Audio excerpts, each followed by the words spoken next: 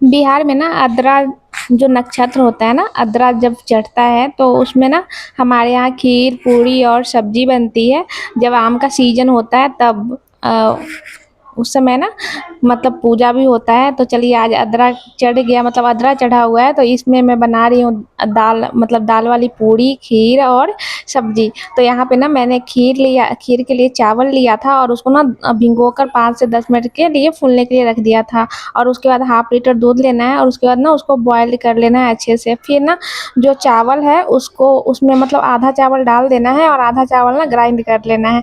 फिर इसमें डालिएगा। अगर आप इस तरीके से बनाते हो ना, आपकी जो खीर है ना, अगर आप ठंडा करके खाओगे ना, सब बोलेगा कुल्फी खा रहे हो, मतलब कुल्फी की तरह टेस्ट आता है।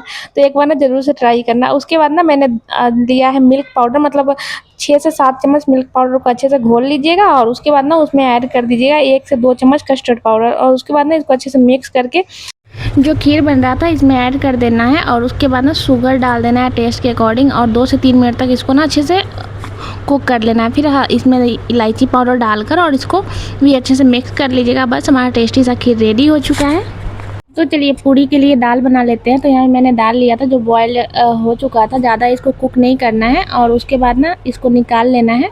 फिर इसको ना हम ग्राइंडर में डालकर अच्छे से पीस लेंगे। आप चाहो तो इसको सिलबट्टे पे भी पीस सकते हो, मैंने यहाँ पे ग्राइंडर का यूज किया है। और इसको ना एकदम फाइन पेस्ट, मतलब पेस्ट नहीं बनाना है, इसको अच्छे से पीस लेना है। ज़्यादा पानी भी इसमें ऐड नहीं कीजिएगा, जितना हो सके ना कम पानी यूज करके फिर इसको पीसिएगा। और उसके बाद गैस को ऑन करते हैं, फिर चलाते हैं गैस पे कढ़ाई में डालना है तेल और उसके बाद ना इसमें डाल देना है जीरा। फिर इसमें ऐड कर देंगे वो जो दाल पीस के रखा था उसको। और उसके बाद इसमें नमक टेस्ट के अकॉर्डिंग डालकर और इसको ना अच्छे से भून लीजिएगा, जिससे आपका पूरी ना फटेगा नहीं, इसलिए ना इसको भूनना ज़रूरी है। तो चलिए जितना देर में भून रहा है उतना देर में आप मेरे चैनल को सब्सक्राइब कर दीजिए, बेल आइकन को क्लिक करना बिल्कुल नहीं भूलिएगा, जिससे मेरी वीडियो की सबसे पहले नोटिफिकेशन आपके पास पहुंचेगी। और वीडियो पसंद आए तो लाइक ज़रूर से कीजिएगा और एक बार ना आप इस तरीके से पूड़ी खीर ज़रूर बना कर देखिएगा। और अगर पसंद आए तो कमेंट में आकर ज़रूर से बताइएगा कैसा बना। तो दाल भुन चुका था, अब हम उसको ठंडा होने के लिए रखेंगे और उसके बाद ना आटा लगा लेते हैं। तो आटा के लिए यहाँ पे आटा लेना है और कलौंजी अजवाइन रख लेना है इसमें।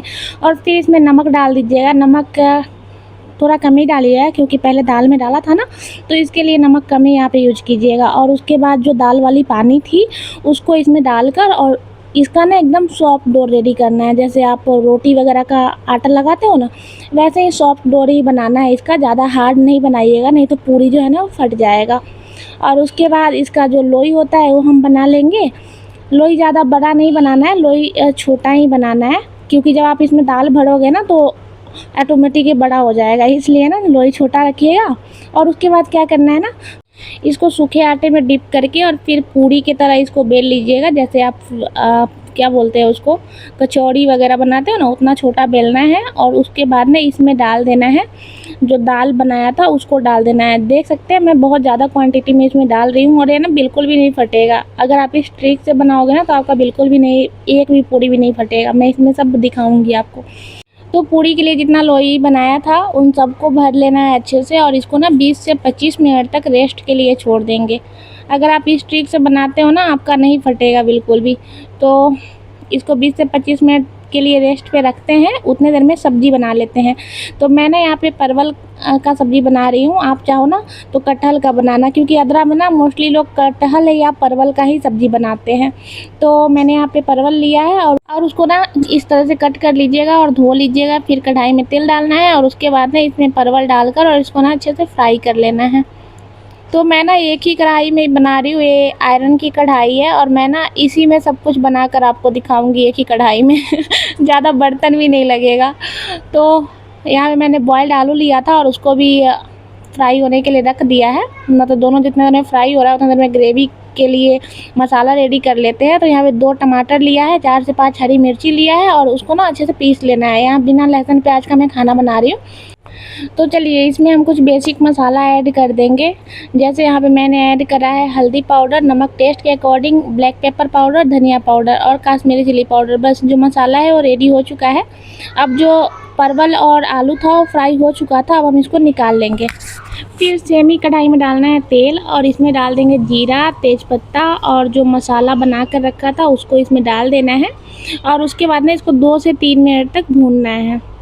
फिर जब ये भुन जाए उसके बाद हम इसमें डाल देंगे जो परवल फ्राई किया था, उसको डाल देना है। एकदम लो फ्लेम पे ना इसको 5 से 6 मिनट तक अच्छे से कुक करेंगे, ठीक है। इसको ना आप चाहो तो ऐसे भी खा सकते हो, देख सकते हैं कितना यम्मी लग रहा है और बहुत जल्दी बन जाता है, इसमें टाइम नहीं लगता है बनने में। लेकिन मैंने ना इसमें थोड़ा सा पानी डाला ऊपर से और उसके बाद गरम मसाला और धनिया पत्ता डालकर और 1 से 2 मिनट तक और कुक कर लेना है। बस हमारा टेस्टी सा आलू परवल की सब्ज़ी रेडी हो चुकी है। देख सकते हैं कितना टेस्टी लगता है। और जब आप आयरन की कढ़ाई में बनाते हो ना कोई भी सब्ज़ी, तो उसका टेस्ट ना 2 गुना हो जाता है, मतलब टेस्ट बढ़ जाता है। सो आप ना आयरन की कढ़ाई में बनाना, अगर ना हो तब तो कोई बात ही नहीं है, अगर है तो आयरन की कढ़ाई में बनाना। और उसके बाद हम निकाल लेते हैं। अब चलिए पूड़ी बना लेते हैं। तो मैंने कढ़ाई वगैरह धो लिया था, उसके बाद उसमें रिफाइंड ऑयल डाल दिया है और वो गर्म हो रहा है। तेल को ज़्यादा गर्म करना है, ठीक है। और उसके बाद जो मतलब पूड़ी के लिए लोई था जो बना के रखा था, उसको ना आप हल्के हाथों से बेलिएगा। आपको जितना मन करे ना उतना आप पतला बेल लेना, आपका जो पूड़ी है ना बिल्कुल भी नहीं फटेगा। आप चाहो ना तो जैसे ये बनाया है ना लोई, तो मैंने 20-25 मिनट के लिए यहाँ पे रखा है। तो आप चाहो ना तो इसको आप कल होकर भी बना सकते हो, आपकी पूड़ियाँ फटेगी नहीं। क्या होता है ना, मैं भी ऐसे ही करती हूँ, जैसे बच्चों का स्कूल वगैरह होता है तो कुछ बनाने का मॉर्निंग में मन नहीं होता, तो अगर ये बना होता है ना तो क्या करती हूँ ना, इसको मैं फ्रिज में डाल देती हूँ और सुबह बस उठती हूँ और फ्रिज से निकालती हूँ, 10 मिनट के लिए इसको छोड़ देती हूँ बाहर, फ्रिज से बाहर। और उसके बाद ना इसको अच्छे से फ्राई करके अब बस दे देते हैं, बिल्कुल भी नहीं फटता है। तो बस झटपट वाला काम भी हो जाता है और ज़्यादा टाइम भी नहीं लगता। तो हम लोगों को तो यही चाहिए ना, बस झटपट वाली काम होनी चाहिए, है ना। तो देख सकते हैं जितना भी पूड़ियाँ मैं बना रही हूँ ना, मैं सब आपके साथ शेयर कर रही हूँ। एक भी पूड़िया फटेगा नहीं, एक भी पूड़िया तेल में डालने के बाद बिखरेगा नहीं। और जितना भी तेल मैंने यहाँ पे डाला है ना, सारा तेल उतना ही रहेगा, मतलब तेल सोखेगा भी नहीं, जो पूड़ी है ना वो तेल नहीं सोखेगा। तो आप इस तरीके से ज़रूर से बनाना। और हमारे यहाँ क्या होता है ना, जब पूड़ी जब अदरा बनता है ना, अदरा जब चढ़ता है तो उसमें ना जब ये सब चीज़ हम बनाते हैं ना, सबसे पहले गौ माता को और उसके बाद छत पे जाके चिड़ियों के लिए भोग लगाते हैं और उसके बाद खाते हैं। मतलब गौ माता फिर चिड़ियों के लिए रखते हैं, उसके बाद भगवान जी को भोग लगाते हैं, फिर हम लोग खाते हैं।